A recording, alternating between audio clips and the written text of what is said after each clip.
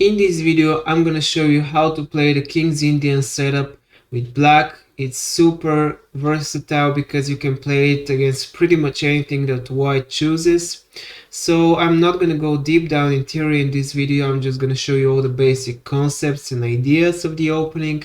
I've left an article in the description down below so you can check out a bit more of the theoretical side of the opening, but I think this video should be enough for you to pretty much start playing, especially if you're not really high rated. Now, after a move like e4, it's better to start with d6 instead of knight to f6, because knight to f6 can invite the move e5 pretty early, so just start with d6. After something like this, you put your knight to f6, and then you pretty much play your pawn to g6, and now your next move is to play bishop to g7.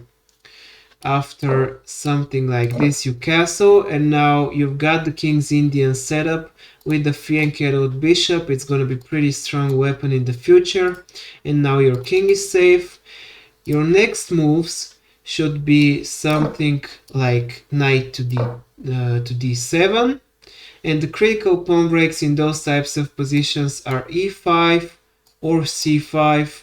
You can start attacking on the same side that your opponent's king is castled. For example, in many positions it's normal to, let's say black plays a move, to play a move like knight to h5 and start a pawn storm on that side of the board, or move your knight back to e8 and start expanding on the king side.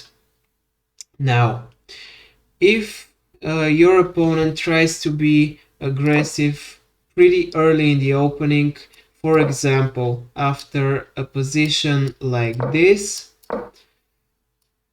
your opponent is gonna try to be aggressive at the beginning with the pawn break e5.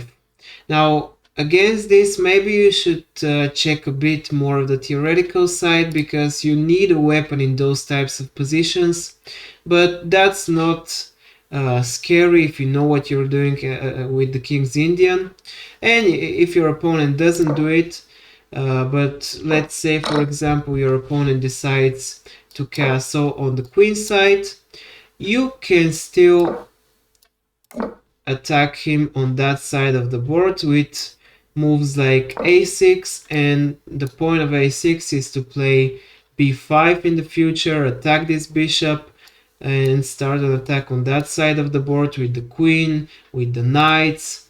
And that's the whole idea of the King's Indian in short. I hope this video was helpful. Yesterday I made a video about the King's Indian setup with white, so you can check it out and have a full repertoire that you can play against pretty much anything and everyone. If this video was helpful, please give it a like, and don't forget to subscribe to my YouTube channel. It's gonna help me out a lot if you leave a comment and feedback, and see you in the next video.